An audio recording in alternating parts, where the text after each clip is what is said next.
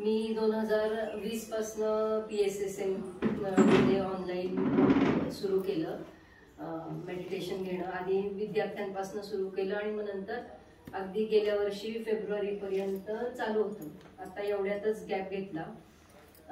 पण मी मॅडमच्या संदर्भातला अनुभव सांगते, शेअर करते.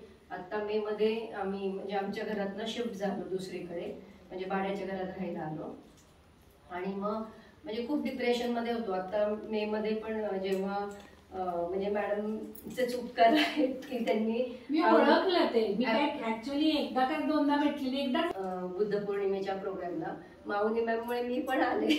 मॅमनी मला पण सांगितलं होतं की या पण ते आपण जेव्हा लोअर ऊर्जेत असतो तेव्हा आपल्याला असं आत्मज्ञ होत नाही की आपण जावं वगैरे. पण अवनी मॅम आल्यामुळे मग ते झालं की डिवाइनचंच प्लॅन होतं की अवनी मॅम माझ्या घरी राहाव्यात म्हणून. आणि मग तिथून शिफ्ट सुरू झालं आणि मी तुमचा पण तो फॉरगिवनेसचा प्रोग्राम केला. त्याच्यामुळे थोडंसं ऊर्जा वाढायला मदत झाली.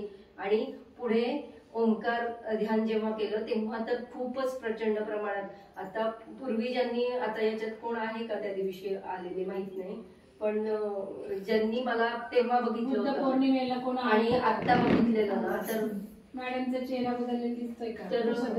तर खूप माझ्यामध्ये चेंज झालं. म्हणजे मला सुद्धा आतून वाटतं की खूप माझ्यामध्ये चेंज झालं. म्हणजे ध्यानाची स्थिती असू दे किंवा इतरही गोष्टी असू देत, खूप बदल झाला. आणि स्टॉप केलं तरी चालेल.